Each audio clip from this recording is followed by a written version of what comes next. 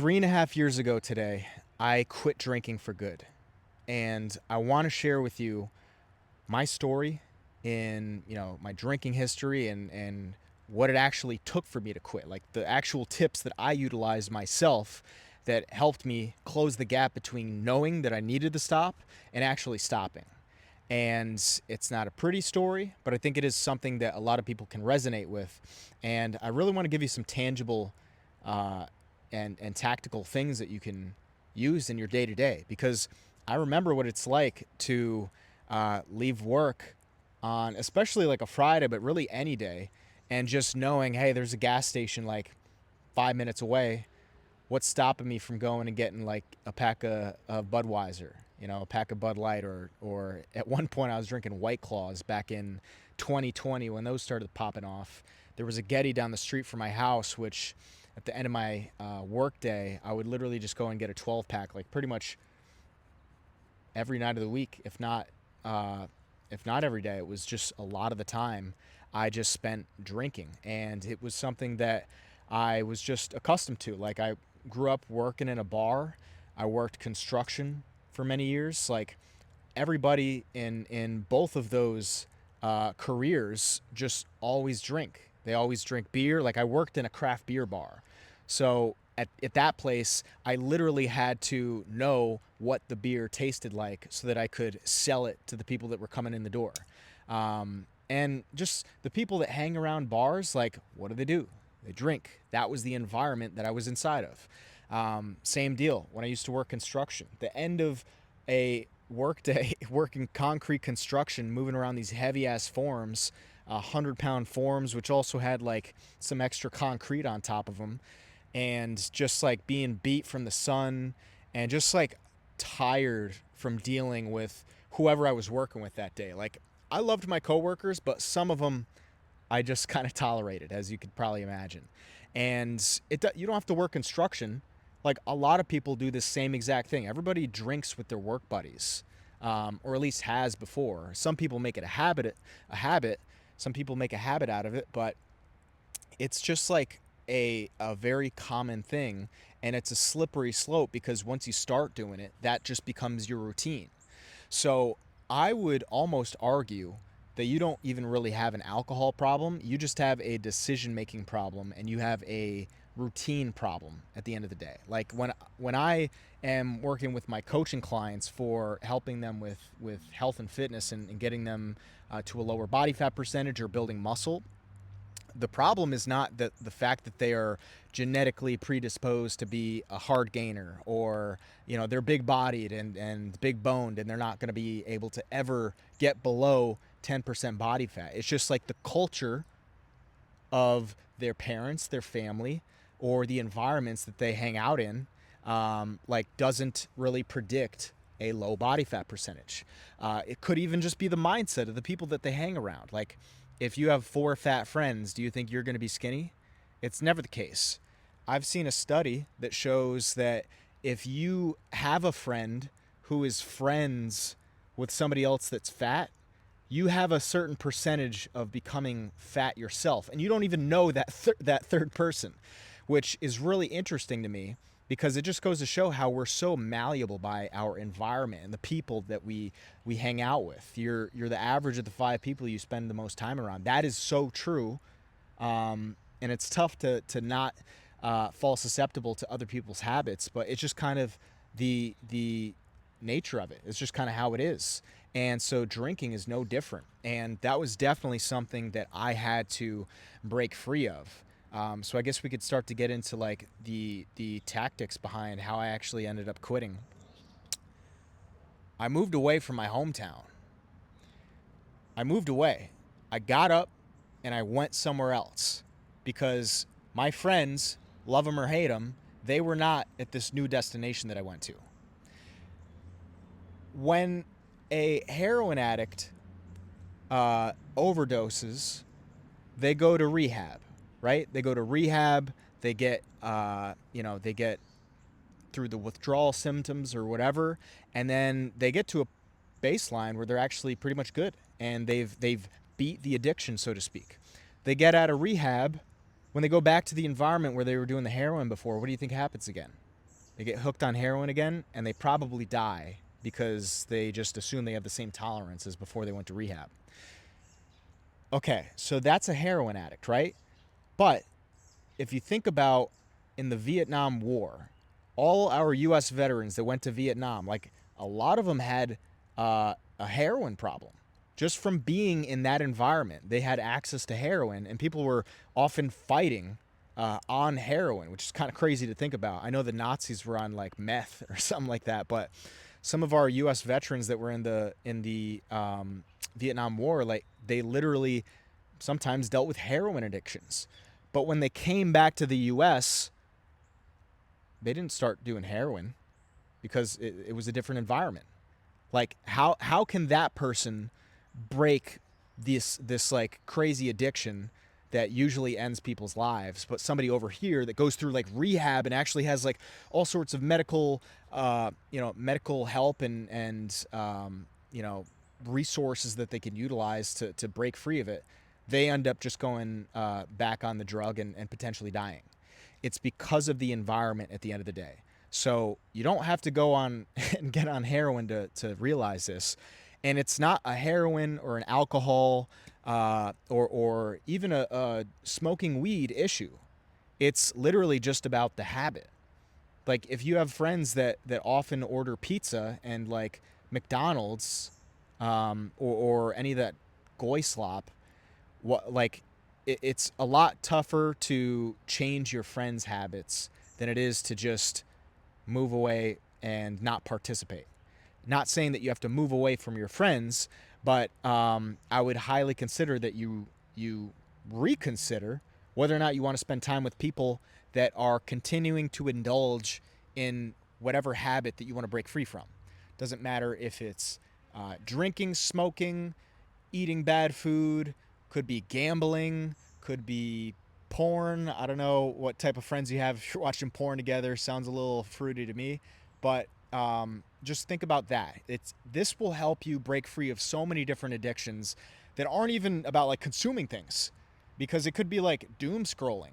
You know, the way that you break free of a doom scrolling addiction is you either get one of those things that you can brick your phone with, you delete certain apps, or I think this leads me into another great point.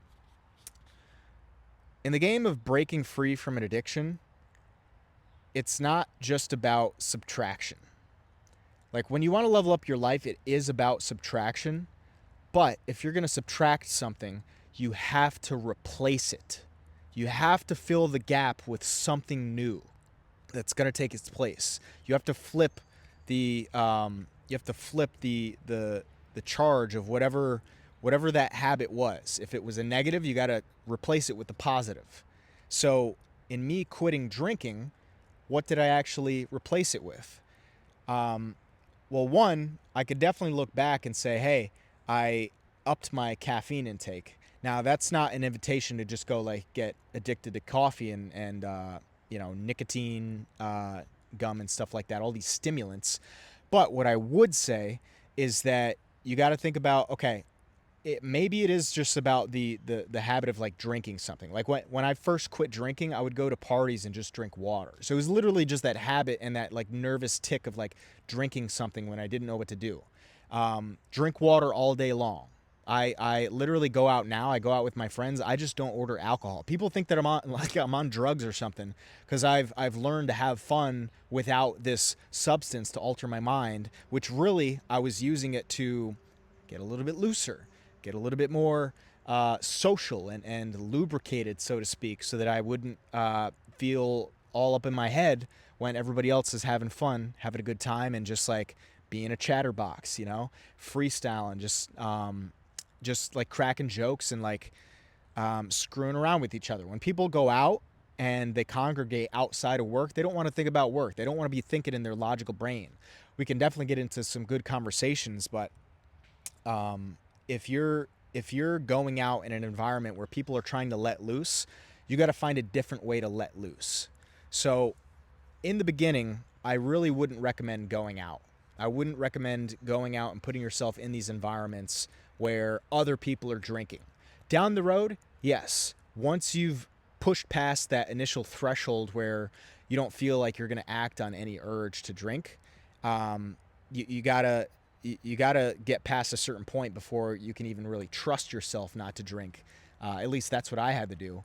But yeah, getting back to this idea of like subtraction and replacement, I definitely started drinking more coffee, but I also like this is where I found out about biohacking.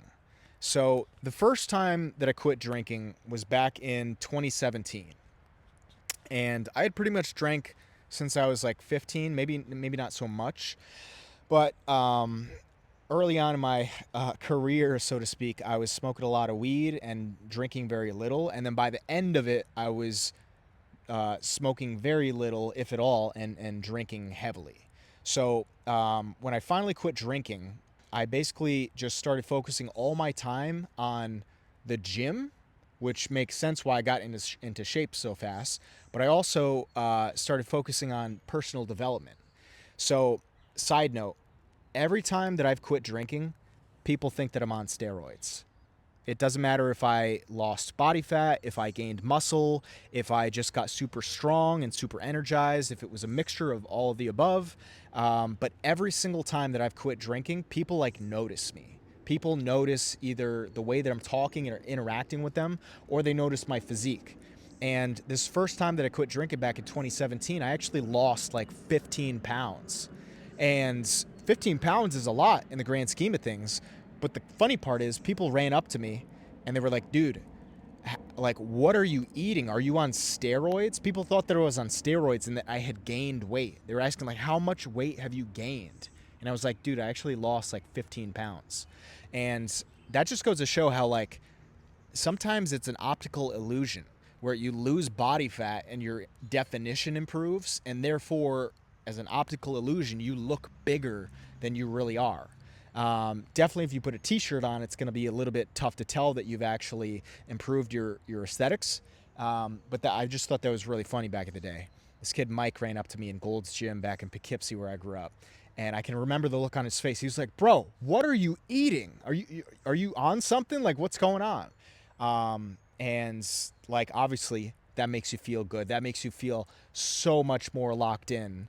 Like, regardless of whether I knew I was getting results or not, like, after he said that to me, once somebody else notices the hard work that you're putting in and you can confirm that there is some payoff and some return on your investment, then you're extra dialed in. Like, you're not going to miss a workout anytime soon. You're not going to screw up your diet. You're not going to get a bad night of sleep. Like, now we're really about to get to some results. But yeah, like that first time that I quit, I really just locked in on the gym. That's where I started training 3 times a week. That's where I really started following Greg O'Gallagher's advice, and I learned about intermittent fasting. And that's where I really got into black coffee, because before that, if I was drinking coffee, I would put a bunch of milk and sugar in it, which the milk and sugar I was using, goy slop. Nowadays, I put some raw goat milk from Miller's Biofarm and some 100% pure maple syrup if I do want to put milk and sugar in my coffee. But these days, I'll do it black with some Shilajit. That's basically what I'm doing now. Back then, I was drinking like Folgers or something like that. But I was doing like 4 or 5 cups of coffee a day because I finally realized like what caffeine was doing for me. I had taken pre-workout before, but I had never, like, during the workday tried caffeine.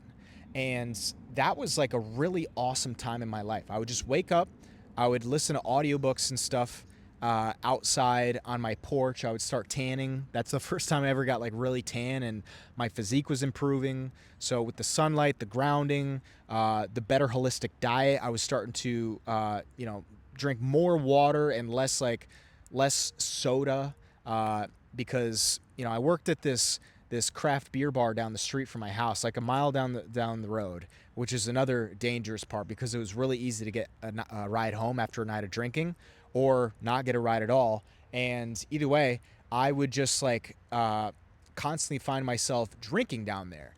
But when I quit drinking, like, yeah, I still was working at the bar, which eventually I ended up switching up and changing.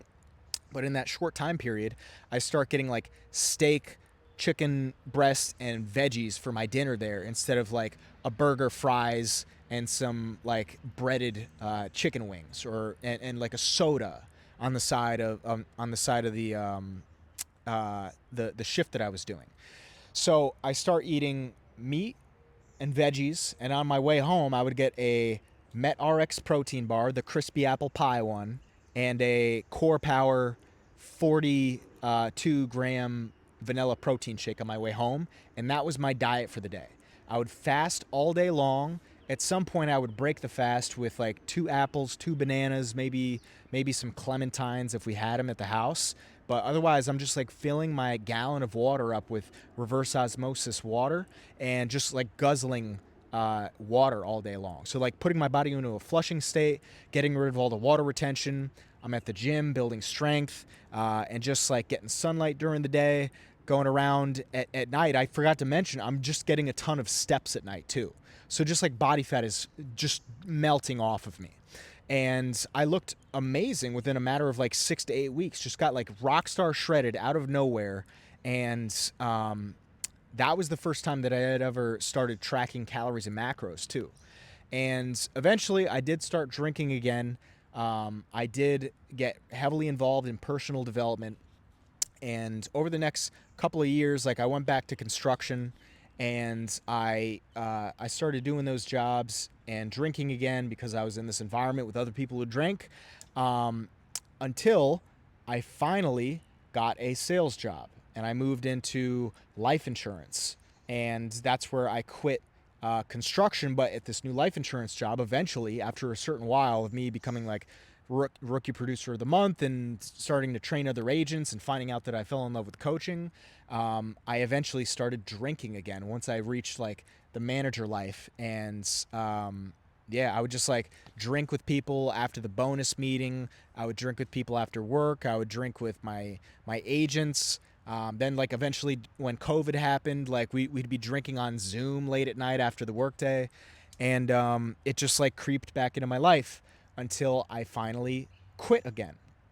Now, I didn't quit again for real. I mean, maybe there was a couple of times that I quit after that, but the next time that I quit was in the end of 2022. So, what actually made me quit at that point? I think this is a really good time to mention how if you're gonna quit alcohol, you got to have a good reason to do it. You got to either be running away from something or running towards something.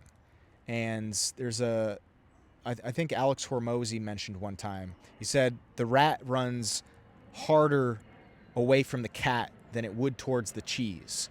So I definitely can agree that it was the same for me, where I pushed this shit so hard, excuse my language, I pushed this so hard, pushed the envelope so hard that it got to the point where I literally had like no choice but to quit.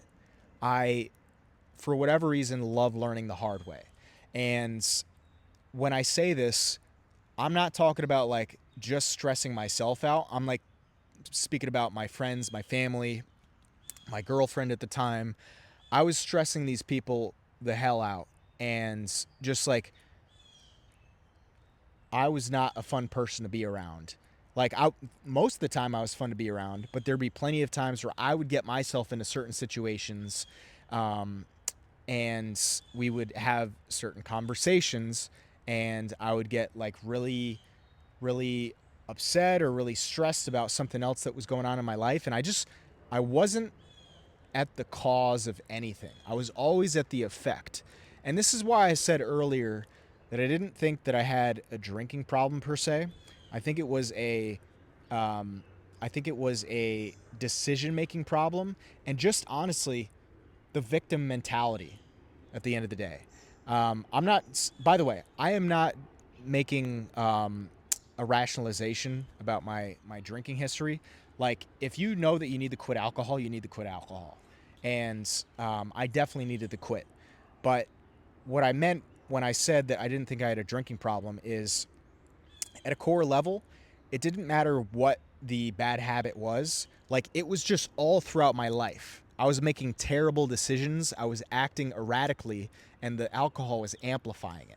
So, still today, even though I've got my head on straight and I am better at making decisions and making sound decisions, and ones that I can feel confident in the long term, I'm more long term focused, I'm still not going to drink, because what I've built at this point and the life that I've lived ever since I quit that last time back in 2022,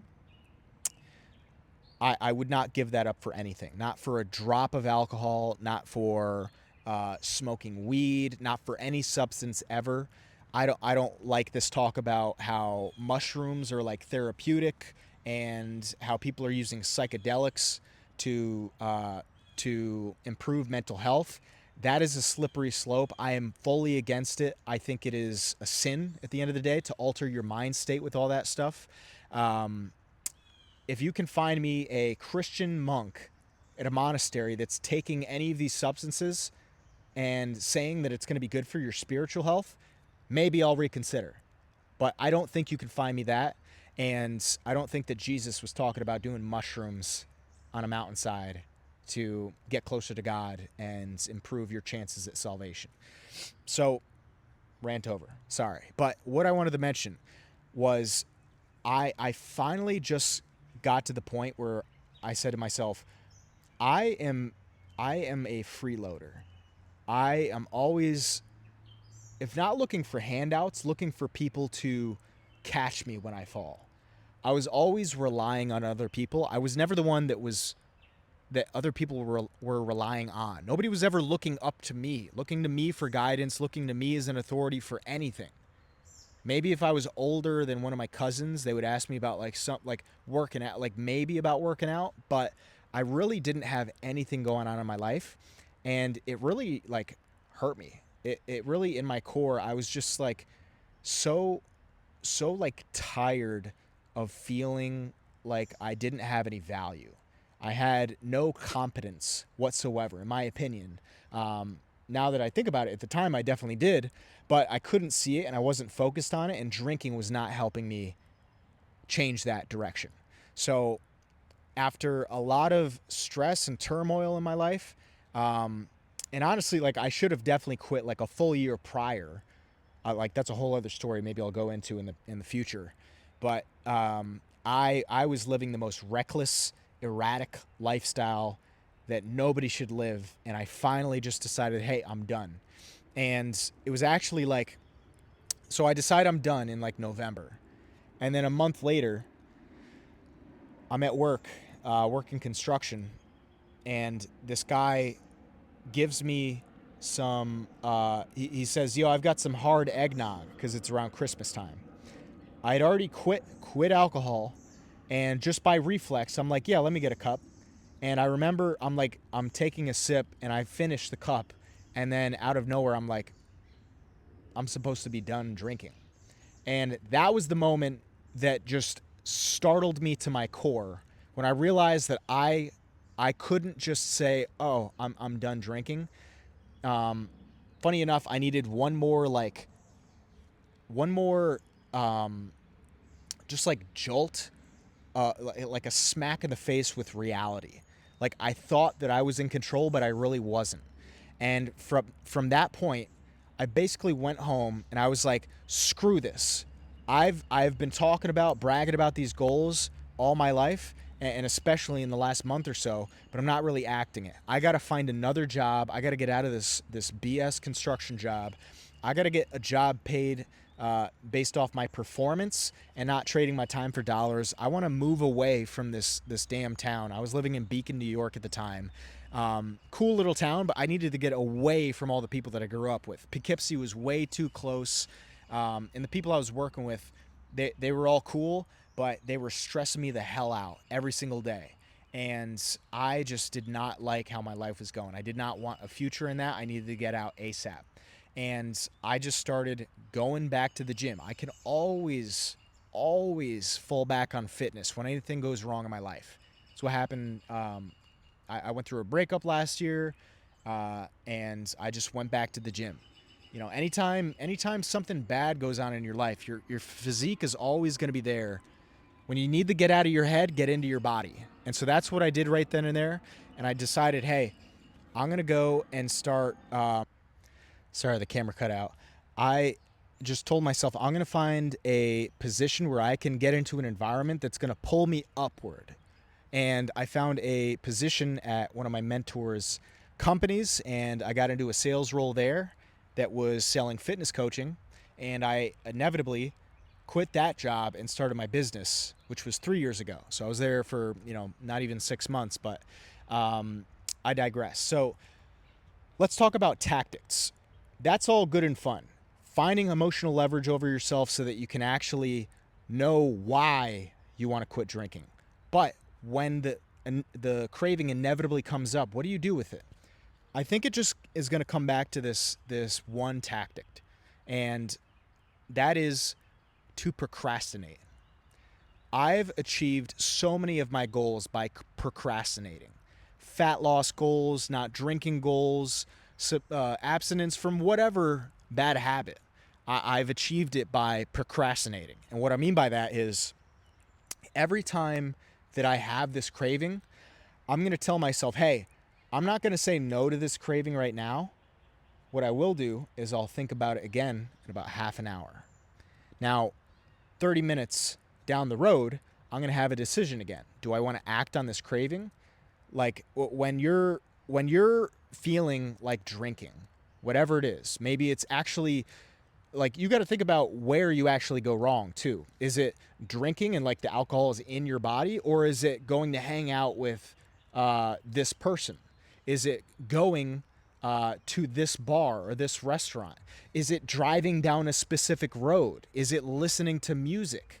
Is it getting in an argument with somebody that you don't even have to interact with during your workday? It could be any sort of reason, but you want to think about like, hey, where did I actually go wrong? Where do I need to break the chain reaction that usually ends up in me drinking? Because you're usually falling into a script. For me, it was just at the end of the day, I'm like scrolling on my phone, telling myself that I don't want to drink, but I'm just gonna hang out here at home, and then inevitably I get like hungry or something, and I'm like, oh, I'm a little hungry. I guess I could go to the gas station and get a snack. When I'm at the gas station, like, oh, that beer looks extra appetizing right now. So that's where I went wrong. Or it was a friend of mine who was asking me to come through and smoke or whatever, and I would go hang out with them, and then before I know it, we're going to the bar and all that. So for you, think about where do you actually go wrong? At that deciding moment, you need to push off the decision. Procrastinate for another 30 minutes.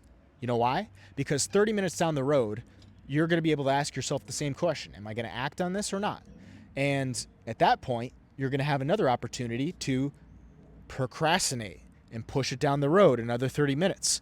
So what are you doing throughout this entire time? Even from the first time that you push that decision down the road, you were setting momentum in that direction. As in, you were telling myself, I'm not acting on this craving that I'm having. I haven't told myself no, that I'm not going to do it. All I can say is that I didn't do it that first time that I felt it. And let's say that you do that once, twice, 3 times. After like the second or third time that you have basically said, I'm not going to do it right now, like you're inevitably just going to be like, I'm not going to drink. I've beat this. Like I've said no so many times, it's not even in my nature to want to say yes after saying no 3 times.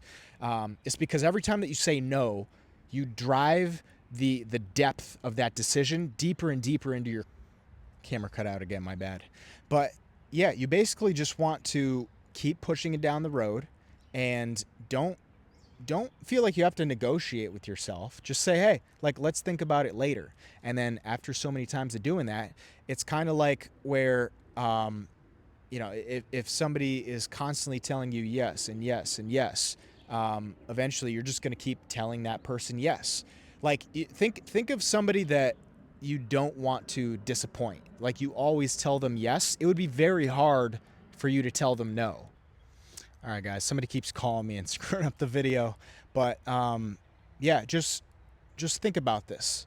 You don't have to quit drinking today forever.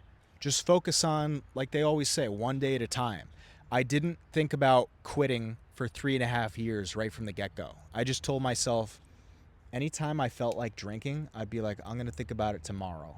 I'm going to think about it tomorrow. I'll think about it on the weekend if I want to drink. And then that never failed me. Just thinking about it tomorrow, because tomorrow would come and I'd be like, I don't need to drink. I don't feel like drinking. I don't like this craving that I had is it was like a fantasy. It didn't need to happen. And as time goes on, you're going to build more and more and more momentum in you not drinking, and then eventually you're going to start to have some real competence and real history and some real like time in not drinking that you'll feel proud of, and you'll feel just like invigorated because of all the health benefits that you get from not drinking. And the mental clarity is something that you will, sorry again, but you're just going to get really, really excited about the fact that you haven't drank in however long. And you're going to feel better. You're going to be invigorated from the health benefits that you've been experiencing. You're just going to compound on that. It's going to create a positive feedback loop. And then it's just upward spiral. And then it's like, I don't need the drink. I live my life without it. And your mindset changes pretty much forever. You've replaced the drinking with better things that are going to serve you, serve God, and serve the world at large. So I hope that helps. If you have any questions about this, comment down below. It's something that I could talk for hours about. And if you know somebody that could use this video, please send it to them. Like and subscribe if you haven't, and I'll see you guys in the next one. Peace.